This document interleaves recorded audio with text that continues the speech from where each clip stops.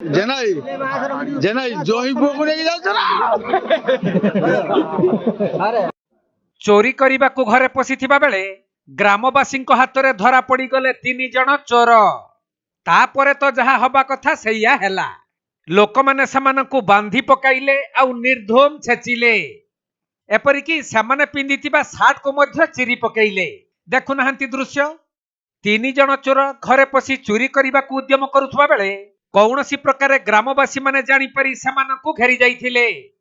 ତେଣୁ ସେହି ଚୋରମାନେ ଗ୍ରାମବାସୀଙ୍କ ଘେରାବନ୍ଦୀରୁ ମୁକୁଳି ପାରି ନଥିଲେ। ପରେ ସେହି ଚୋରମାନଙ୍କୁ ଗ୍ରାମବାସୀ ମାନେ ବାନ୍ଧି ପକାଇ ନିସ୍ତୁକ ମାଡ଼ ମାରି ପୁଲିସକୁ ଖବର ଦେଇଥିଲେ। ଏପରି ଘଟଣା ଭଦ୍ରକ ଜିଲ୍ଲା ବାସୁଦେବପୁର ବ୍ଲକ ନରସିଂହପୁର ବାଣପୁର ଗାଁରେ ଘଟିଥିବା ବେଳେ ଏହି 3 ଜଣ ଚୋର ବିଳମ୍ବିତ ରାତିରେ ଗ୍ରାମର ପ୍ରଫୁଲ୍ଲ ବେହେରାଙ୍କ ଘରେ ପଶିବାକୁ ଚେଷ୍ଟା କରୁଥିଲେ। ହେଲେ ଗ୍ରାମବାସୀଙ୍କ ହାତରେ ଧରାପଡ଼ି ନିର୍ଧୁମ ଛେଚା ଖାଇବା ପରେ ପୁଲିସ ସେମାନଙ୍କୁ ଉଦ୍ଧାର କରି ଥାନାକୁ ନେଇ ଘଟଣା ସମ୍ପର୍କରେ ଅଧିକ ତଦନ୍ତ ଆରମ୍ଭ କରିଥିବା ଜଣାପଡ଼ିଛି।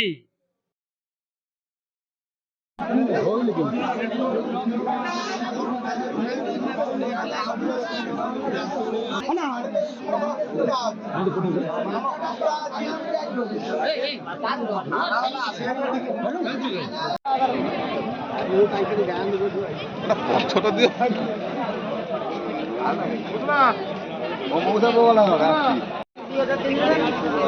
জেনাই জেনাই জଇଁ পুଅକୁ ନେଇକି ଯାଉଛ ନା?